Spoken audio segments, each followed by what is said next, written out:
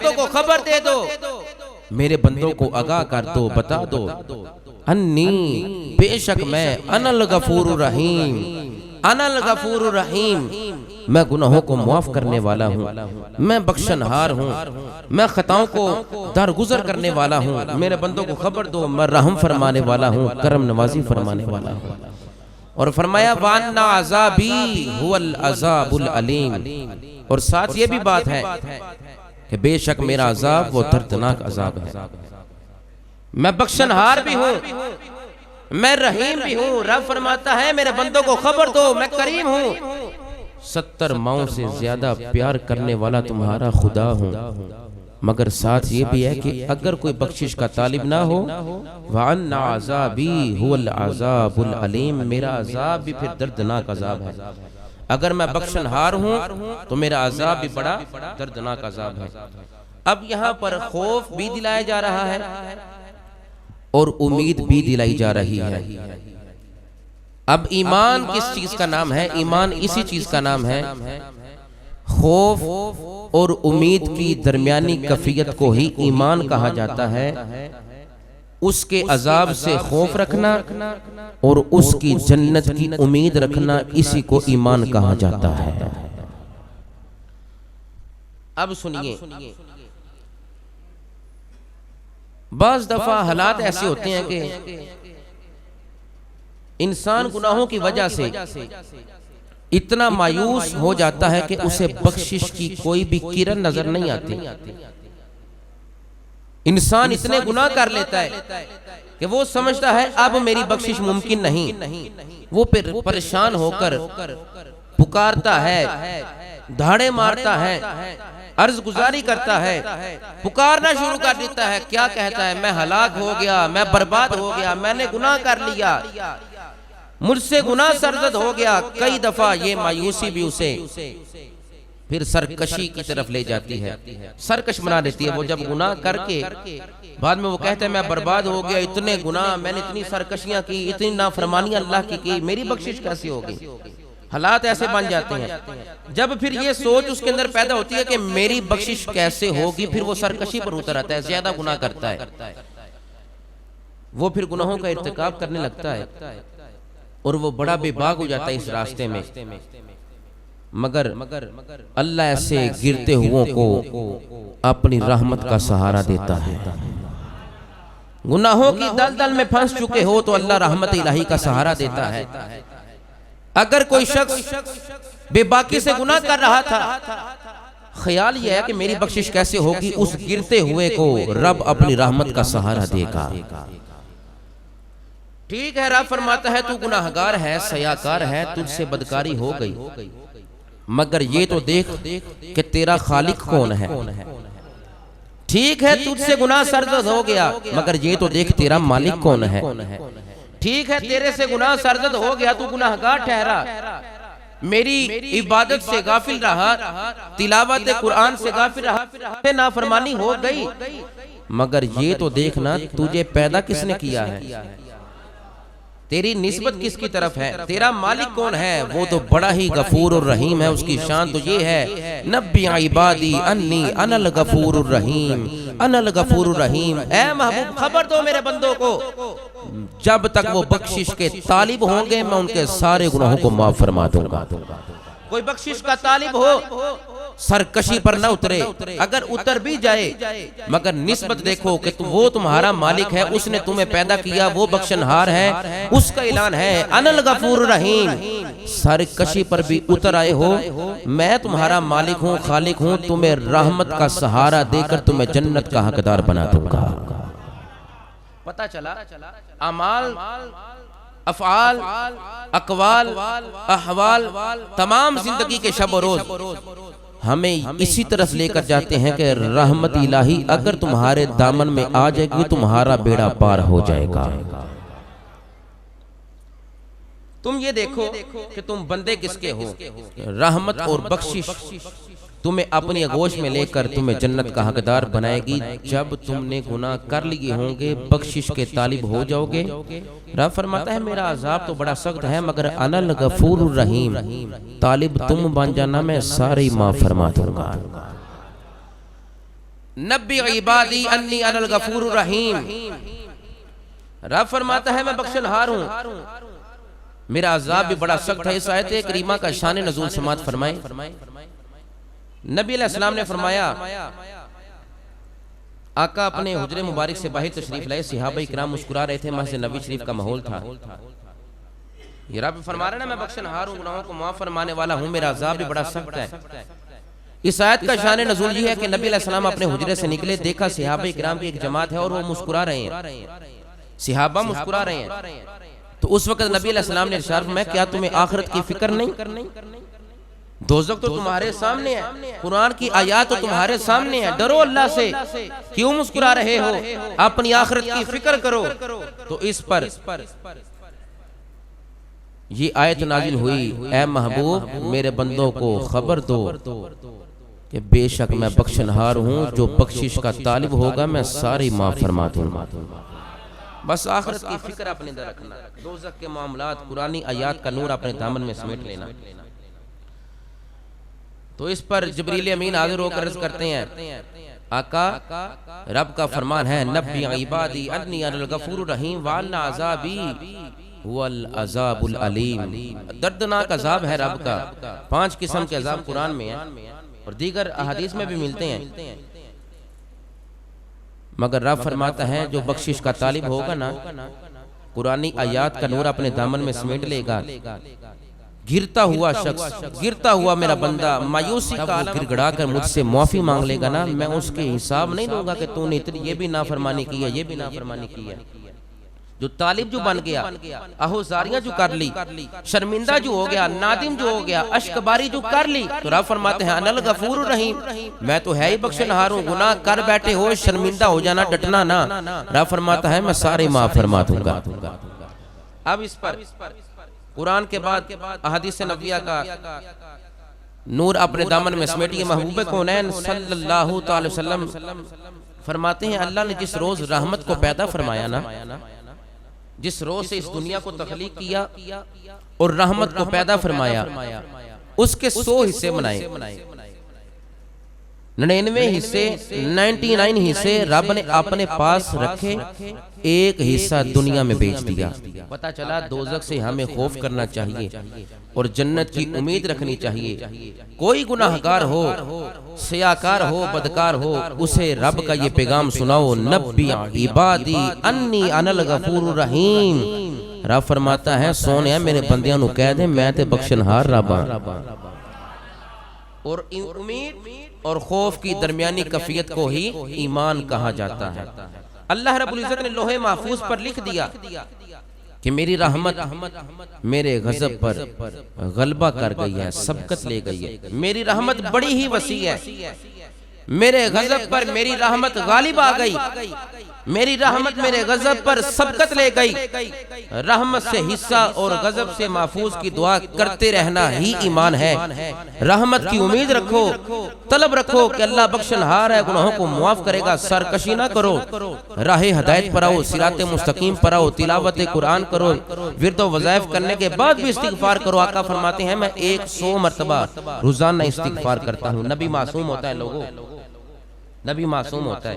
ये उम्मत की तालीम के लिए था कि ऐ उम्मतियों, ऐ रब के बंदो, बंदगाने खुदा, कभी भी रहमत से ना उम्मीद ना होना। ला तकनतू मिर रहमतिल्लाह। जितने भी गुनाह कर बैठे हो, जितना भी गुनाहों का बोझ है तुम पर, कभी उसकी रहमत से ना उम्मीद ना होना। वो तो 70 माओं से ज्यादा प्यार करता है, वो तो सत्तार और गफार है। तालिब बन जाना, बस सरकशी पर ना उतरना। अगर सरकशी पर भी उतर आओगे गिर जाओगे, गिरते हुए को रब अपनी रहमत का सहारा दे देगा। अब हदीस नबविया से और कुरान की इस आयत से नब्बी इबादी अन्नी अनल गफूरुर रहीम से पता चला कि बंदा जितना भी गुनाहगार है आका के वसीले से रब बख्श देगा। हुने तरन्नम लाइना तो सारे ऊंची सारी बोलता है, कुरान पेश कर रहा हूं।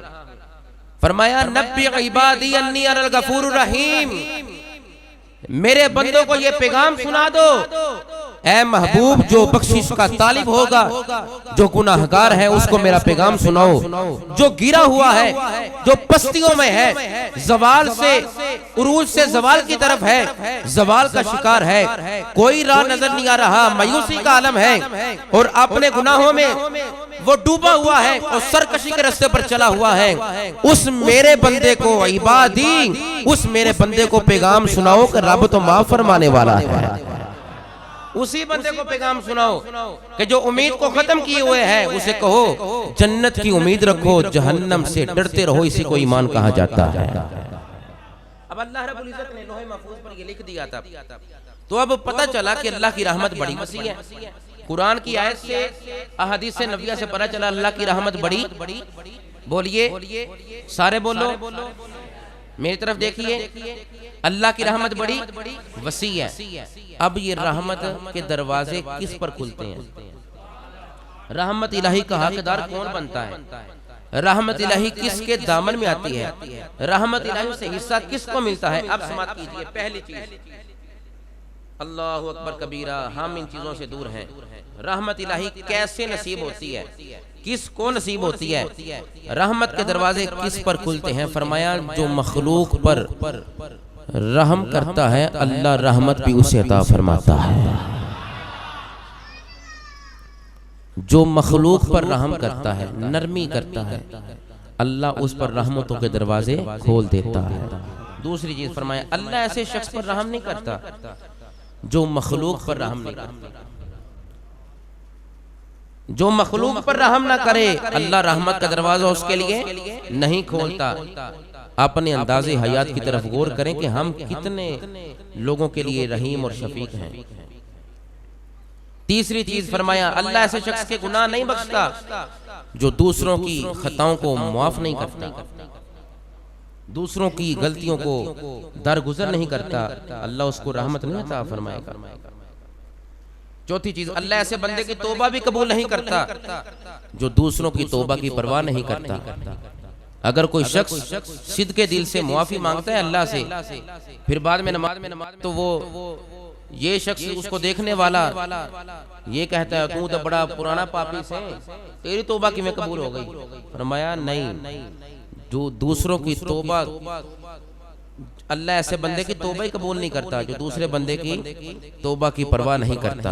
परवाह करनी चाहिए कि अगर कोई बख्शिश का तालिब हो गया, उसकी दहलीज पर आ गया तो समझो वो आ गया, अल्लाह ने उस पर फजल किया, रहमत की है। फरमाया उस बंदे की भी तौबा कबूल नहीं जो किसी बंदे की तौबा की परवाह नहीं करता। डरना चाहिए मुसलमानों हमें इस चीज से कि रहमत इलाही का महीना भी हो, माहे गुफरान भी हो। अगर कोई शख्स मस्जिद में आ जाए तो हम उसे कहें कि बड़ा नमाजी देख तू, बड़ा नमाजी देख तू मस्जिद में आया है, सारा साल कहाँ था? फरमाया तेरी भी तौबा कबूल नहीं है। तूने उसको क्यों कहा? तूने उसकी तौबा की परवाह क्यों नहीं की?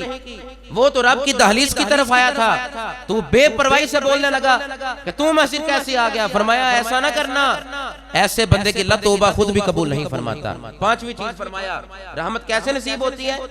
फरमाया जो रहमत का तालिब बन जाता है ना, रहमत को तलब करता है और अर्ज करता है बारी ताला तू रहीम है, करीम है, मुझ पर रहम फरमा। रब फरमाता है मांगना तेरा काम है, मैं सारी माफ फरमा दूंगा। करो मेहरबानी तुम अहले जमी पर, खुदा मेहरबान होगा अर्शे परी पर। तो पता चला किसी को मायूस नहीं करना चाहिए। जब रब बंदे को मायूस नहीं करता तो तुम मखलूक को क्यों मायूस करते हो? बस मेहरबानी करो, रहम करो, शफकत बरताओ, अच्छा रखो अपना, अल्लाह तौबा भी कबूल फरमाएगा और रहमत के दरवाजे भी खोल देगा।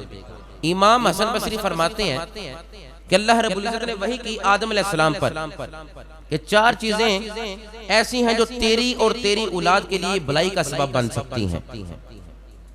ए आदम, इमाम हसन बसरी जो डायरेक्ट मौला अली के शागिर्द हैं वो फरमा रहे हैं कि अल्लाह रब्बुल इज्जत ने वही की कि आदम तेरे लिए और तेरी औलाद के लिए जो बख्शिश का समा बांधे वो चार चीजें हैं। पहली चीज फरमाया मेरी इबादत करो और मेरे साथ किसी को शरीक न ठहराओ।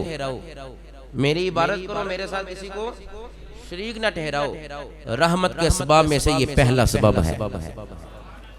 ए आदम सुनो, दूसरा सबब तेरी और तेरी औलाद के लिए रहमत का समा बने, भलाई का समा बने। फरमाया अमल कर, मैं तुम्हें अमल की पूरी पूरी जज़ा तब दूंगा जब तुझे उस अमल की अशद जरूरत होगी।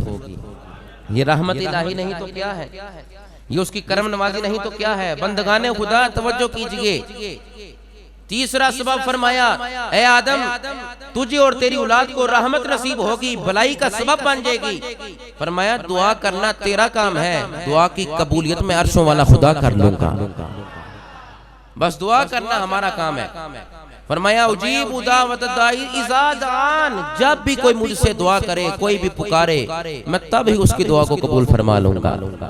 चौथी चीज जो भलाई का सबब बने, आदम सुन तेरी और तेरी औलाद के लिए, फरमाया लोगों के साथ वैसा ही रवैया रख, वैसा ही सलूक रख जैसा तू अपने नफ्स अपनी जान के लिए पसंद करता है। हमारी ये हालत है। फरमाया ईमान तो इसी चीज का नाम है ना, जो तुम अपने लिए चीज पसंद करते हो, अपने मुसलमान भाई के लिए भी वैसी ही चीज पसंद करो। जब कुरान पर अमल नहीं करना, आका अलैहिस्सलाम के फरामीन पर अमल नहीं करना, भी दुआएं कैसे कबूल होनी है। हजरत इब्राहिम मिर्दम की बात याद आ गई।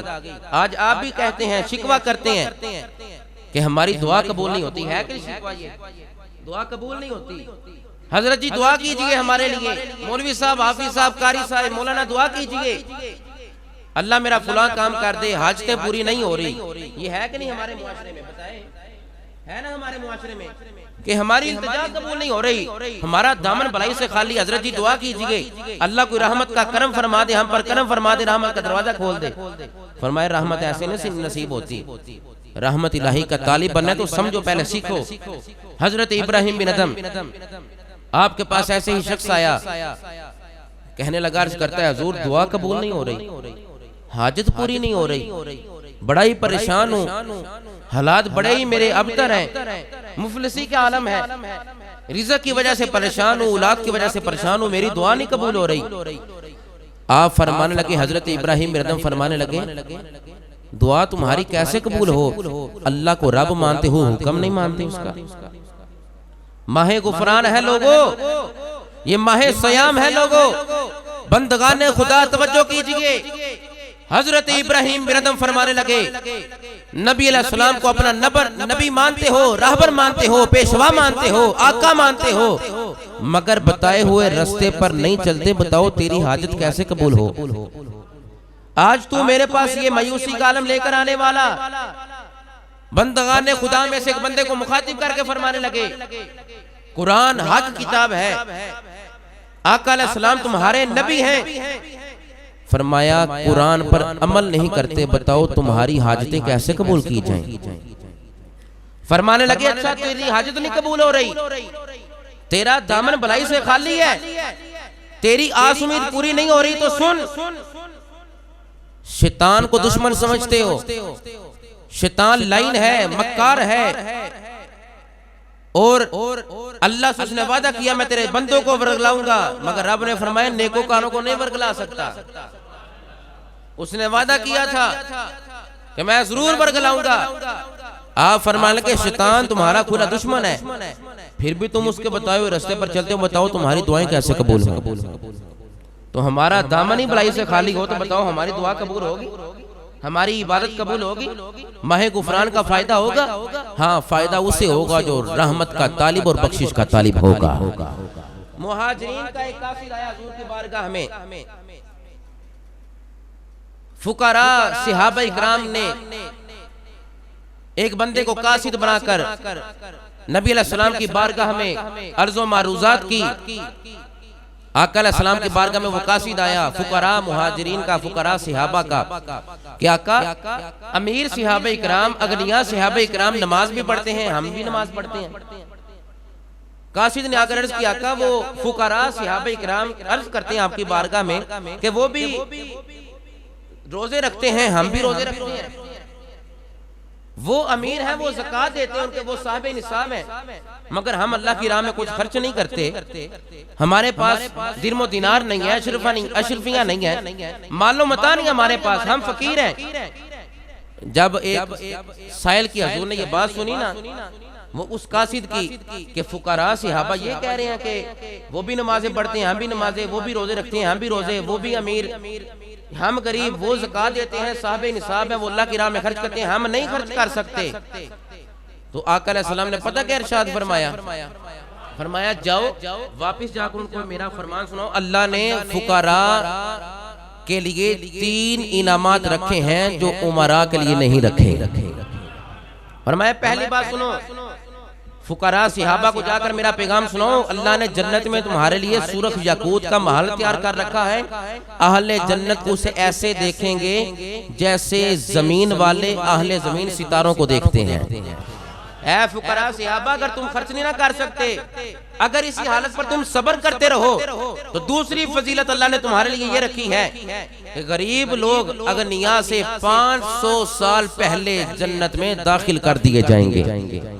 ऐ फुकरा सहाबा किराम, अगर इसी हालत पर सब्र करते रहो, तो तीसरा नाम अल्लाह ने ये रखा है कि जब फुकरा पढ़ते हैं ना सुबहानल्लाहि वल्हम्दुलिल्लाहि वला इलाहा इल्लल्लाहु वल्लाहु अकबर, इस जुमले को जरा पढ़ दीजिए, सुबहानल्लाहि वल्हम्दुलिल्लाहि वला इलाहा इल्लल्लाहु वल्लाहु अकबर। कासिद जाकर फुकरा सहाबा इकराम को कहो मेरा ये फरमान सुनो कि जब तुम ये पढ़ ला वल्हम्दुलिल्लाहि वला इलाहा इल्लल्लाहु वल्लाहु अकबर, अल्लाह इतना अजर अता फरमाता है कि अगनिया को 10,000 दिरहम खर्च करने पर भी वो सवाब अता नहीं फरमाता जो इस जुमले पर अल्लाह तुम्हें सवाब अता फरमा देता है।